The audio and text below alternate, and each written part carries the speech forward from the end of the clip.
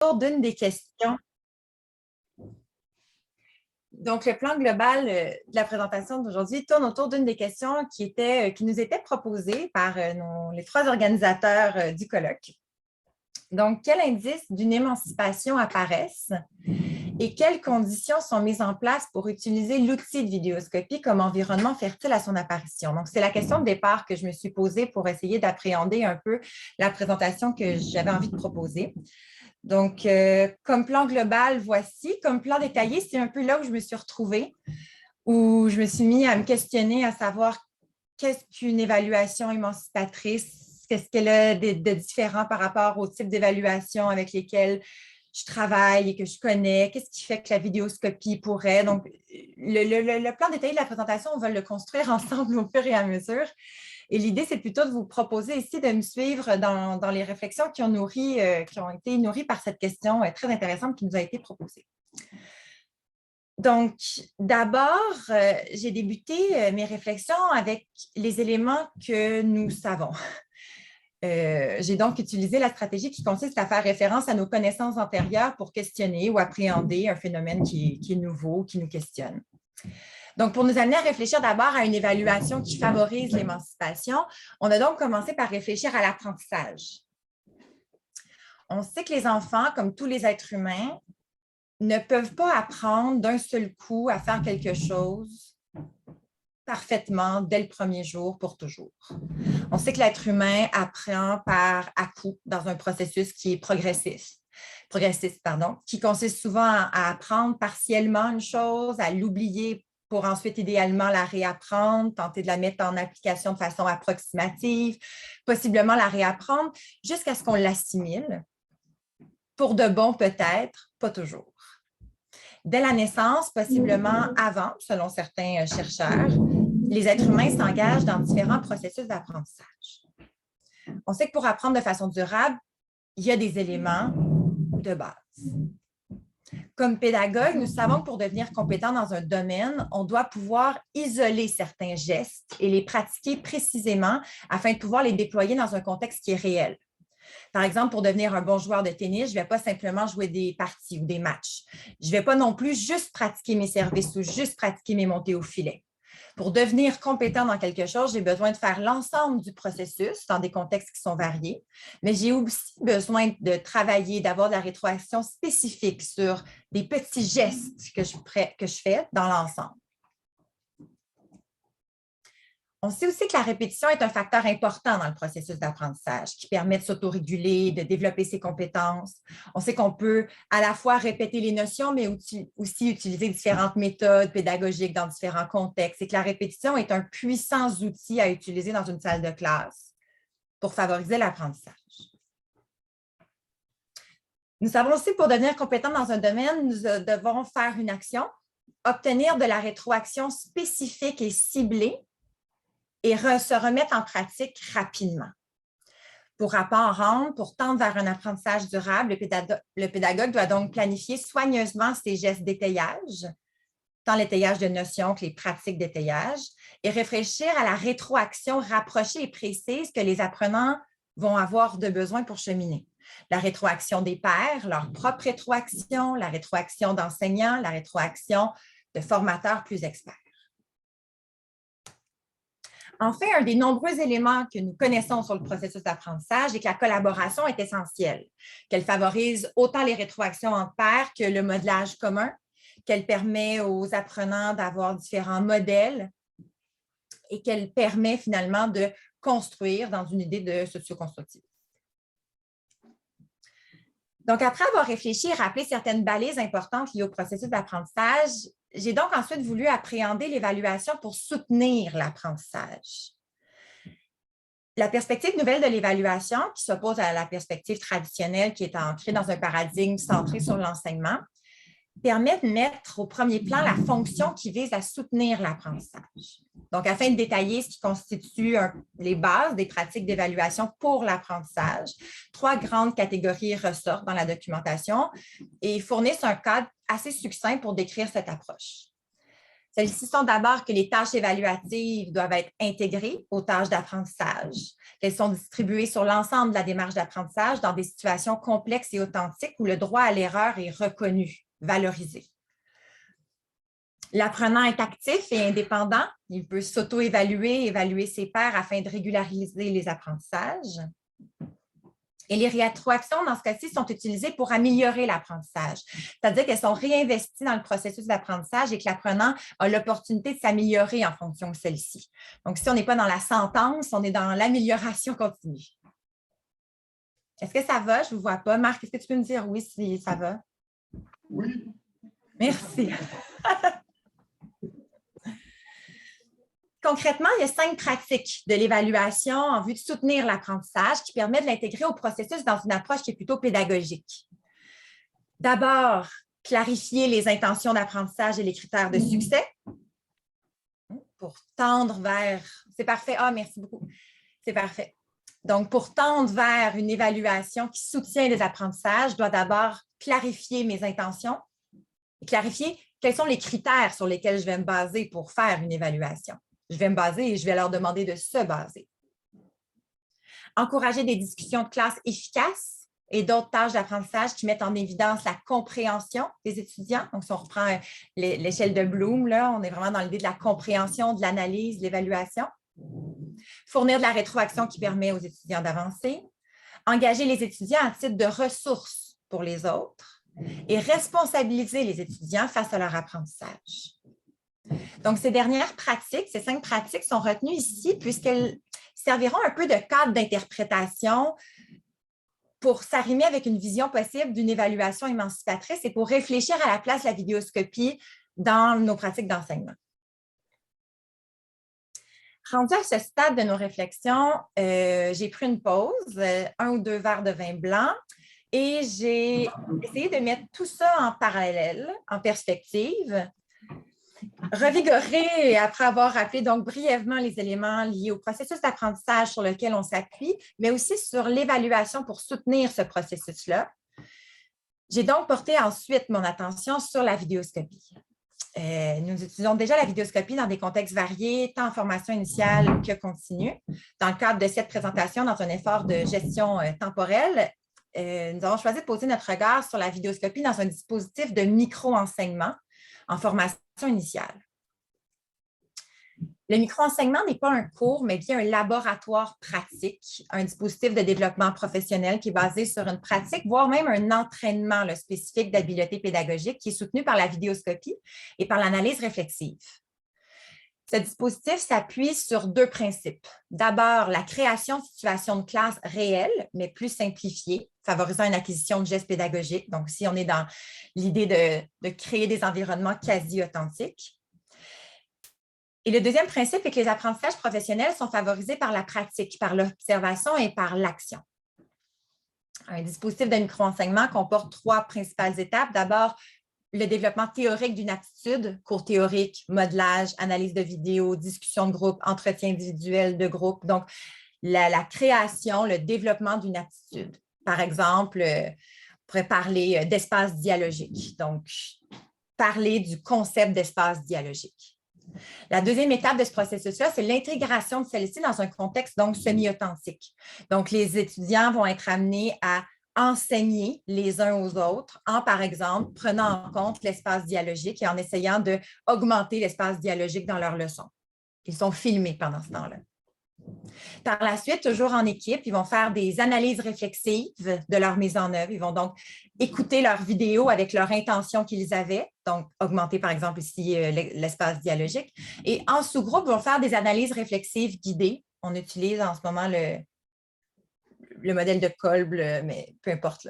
Ils vont faire une analyse selon un modèle préétabli. Parfois accompagné de la professeure, mais parfois aussi de façon autonome pour que l'enseignant ne soit pas toujours là. Ces analyses-là sont filmées aussi.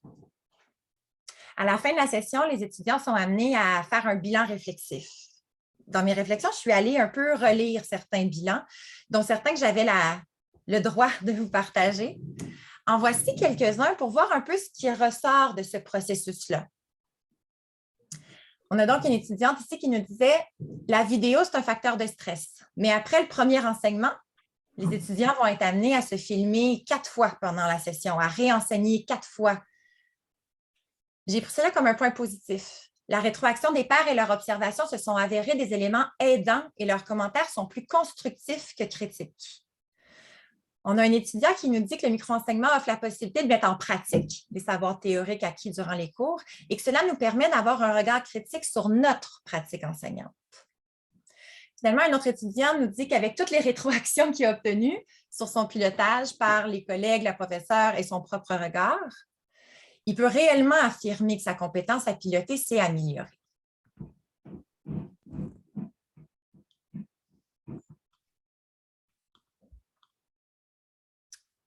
Nos réflexions nous mènent donc au constat suivant.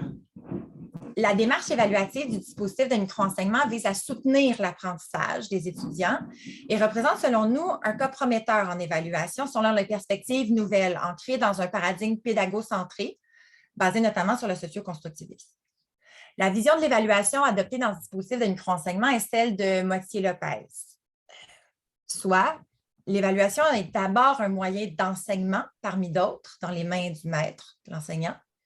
L'évaluation est un moyen pour apprendre parmi d'autres dans les mains de l'élève. Et l'évaluation est alors conçue comme une pratique pédagogique et didactique, tout en assumant une spécificité propre aux enjeux multiples et complexes qu'elle soulève. Donc, c'est de cette façon-là qu'on appréhende l'évaluation pour soutenir l'apprentissage. On essaie de faire le lien en réfléchissant à une évaluation qui serait émancipatrice et pourquoi elle est émancipatrice. Dans les réflexions jusqu'à présent, il y a l'idée de si elle soutient mon processus d'apprentissage, elle va tendre vers une émancipation. On a donc repris les 5 pratiques d'une évaluation pour l'apprentissage et nous l'avons utilisé comme cadre d'analyse du dispositif de micro-enseignement. Donc, d'abord, il y avait l'idée de clarifier les intentions d'apprentissage et les critères de succès. Dans ce dispositif de micro-enseignement-là, les grilles d'évaluation sont construites collectivement et sont négociées. Donc, au fur et à mesure des cours théoriques, les grilles d'évaluation qui vont être utilisées tant par les étudiants, les pairs et nous, sont construites et négociées ensemble. C'est donc un excellent moment pour clarifier, exemplifier les attentes. Une des façons d'exemplifier les attentes qui est utilisée dans ce cours-là, c'est la modélisation.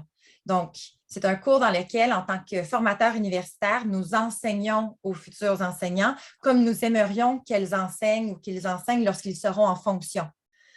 On fait donc de courtes périodes d'enseignement, on ne parle pas plus que 10-12 minutes avant de les mettre en action rapidement. On travaille en équipe majoritairement, on travaille avec des entretiens individuels, des entretiens de groupe. Donc, on crée dans notre salle de classe universitaire ce qu'on aimerait qu'elles créent plus tard dans leur salle de classe primaire.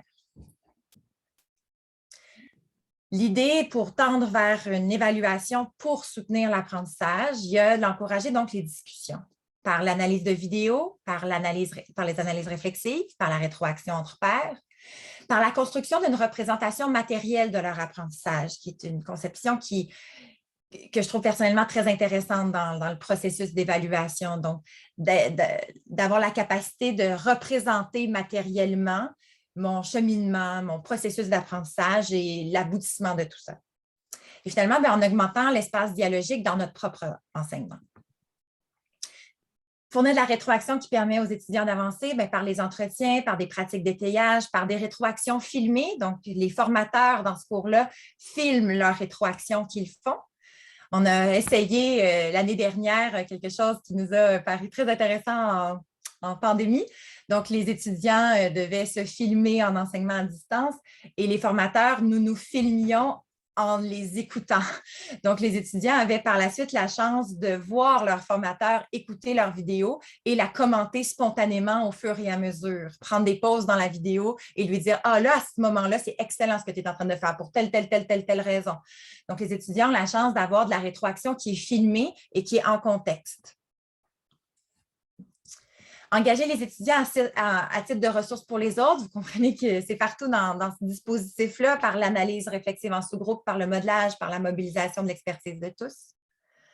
Et finalement, responsabiliser les étudiants face à leur apprentissage par de l'auto-évaluation, par le fait qu'ils choisissent les objectifs d'apprentissage. Donc, lorsqu'on présente les différentes théories, lorsqu'ils s'en vont dans leur dispositif de micro-enseignement, c'est à eux de cibler leur intention. Qu'est-ce que j'ai envie d'aller essayer de mettre en place? Sur quoi j'ai envie de faire mon analyse réflexive?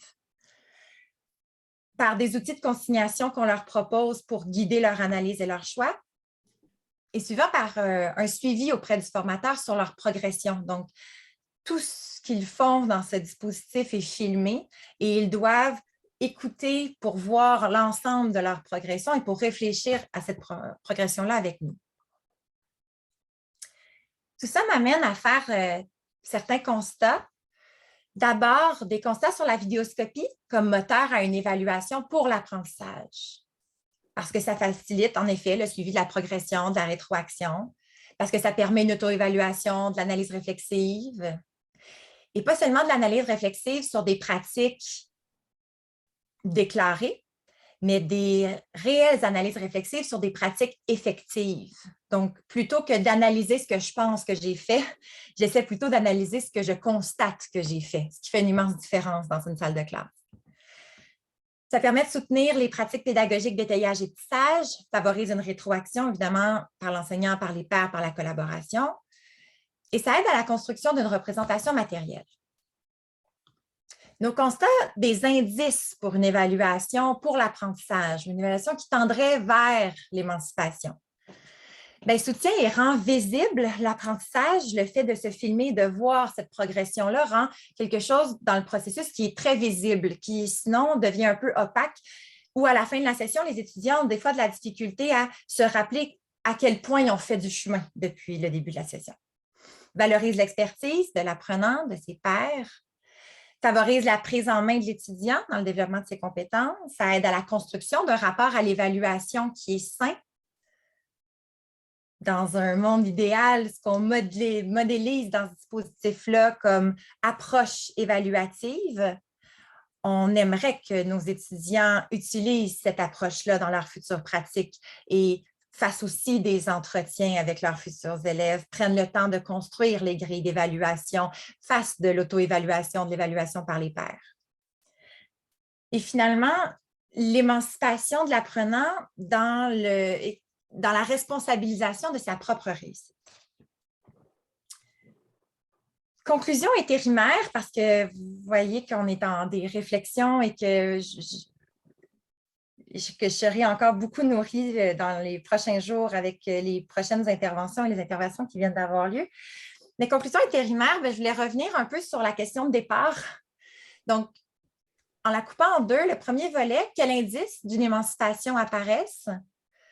Pour qu'une évaluation soit émancipatrice, on arrive à la conclusion qu'elle doit être pensée pour soutenir le processus d'apprentissage et être incluse dans une réflexion qui est psychopédagogique et didactique.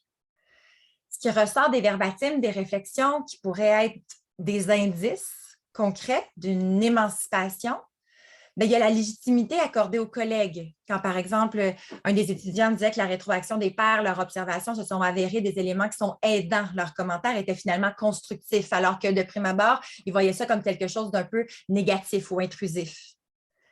La confiance dans l'auto-évaluation, par des prises de parole, par des réflexions sur son propre processus d'apprentissage. Dans un des verbatims, on disait, dans un des bilans réflexifs, il y a un étudiant qui disait « Je peux affirmer que ma compétence à piloter s'est vraiment développée, je l'ai vue. » Donc, il y a une place dans l'auto-évaluation, mais pour avoir une auto-évaluation efficace, il faut donner aussi des outils pour que les étudiants puissent porter un réel jugement sur leur évaluation.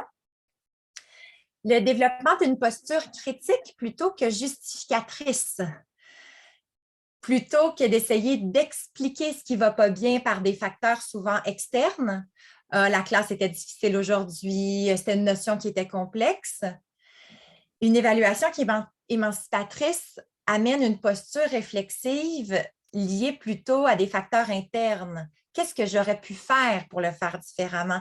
Ce geste professionnel-là que je voulais essayer de mettre de l'avant, je n'y suis pas arrivée. Pourquoi? Qu'est-ce que j'aurais pu faire? Et finalement, ça nous amène donc à avoir des questionnements qui sont plus ciblés. Des questions qui vont être très précises, plutôt que les étudiants viennent nous voir comme formateurs pour nous demander Ben, je ne comprends pas la notion d'espace dialogique. Ils vont sûrement plutôt venir nous voir pour nous dire, j'ai besoin qu'on reparle ensemble de la notion d'espace dialogique parce que là, j'ai essayé tel processus, puis ça n'a pas fonctionné. J'aimerais ça qu'on comprenne ensemble pourquoi. Donc, les questionnements des étudiants deviennent beaucoup plus ciblés, beaucoup plus intéressants pour nous en tant que formateurs. Conclusion intérimaire pour la deuxième portion de la question, qui était finalement quelles conditions sont mises en place pour utiliser l'outil de vidéoscopie comme environnement fertile à son apparition. Selon nous, selon les réflexions qui ont émergé dans ce processus-là, la vidéo, comme tout autre dispositif de formation, analyse réflexive, observation participante, ou comme toute autre méthode pédagogique, enseignement explicite, apprentissage inductif, etc., ne devrait pas nécessairement être le point de départ pour vous viser un processus d'apprentissage et d'évaluation qui sera émancipateur. Selon nous, ces dispositifs et ces méthodes sont des outils, des techniques qui requièrent en amont de très grandes habiletés de pédagogue. Ce n'est pas l'enseignement explicite qui est efficace, c'est le geste professionnel que je vais faire en faisant l'enseignement explicite. C'est pourquoi d'une classe à l'autre, une même méthode pédagogique peut être brillante à un endroit et franchement inutile à un autre. Pour que l'utilisation de la vidéoscopie soit donc pertinente dans un processus d'apprentissage et d'évaluation qui tend vers une émancipation et un soutien à l'apprentissage, elle doit donc être soutenue par des gestes d'étayage, de tissage, par un pilotage efficace, par la mise en place d'un état sain dans la classe, par une compréhension riche des notions et des habiletés qui seront développées. On parle bien sûr ici du cadre de bûcheton et soulier de gestes professionnels. Donc, l'efficacité de la vidéo et la place de la vidéo dans une évaluation émancipatrice, pour nous, passe par la façon dont cette vidéo-là va être au cœur d'un dispositif d'enseignement et d'apprentissage et quelle sera sa place dans ce processus-là. Je vous remercie de votre écoute, de cette réflexion des derniers jours, semaines, mois. Et je suis évidemment disposée pour vos questions, vos réflexions, vos souhaits, etc.